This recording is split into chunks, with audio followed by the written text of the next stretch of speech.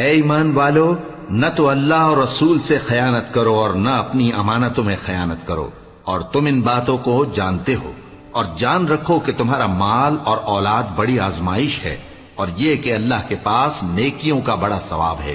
مومنو، اگر تم اللہ سے ڈرو گے تو وہ تمہارے لیے حق و باطل کا فرق ظاہر کر دے گا اور تمہارے گناہ مٹا دے گا اور تمہیں بخش دے گا، اور اللہ بڑے فضل والا ہے۔ اور اس وقت کو یاد کرو جب کافر لوگ تمہارے بارے میں چال چل رہے تھے کہ تم کو قید کر دیں یا جان سے مار دیں یا وطن سے نکال دیں، تو ادھر تو وہ چال چل رہے تھے اور ادھر اللہ تدبیر کر رہا تھا، اور اللہ بہترین تدبیر کرنے والا ہے۔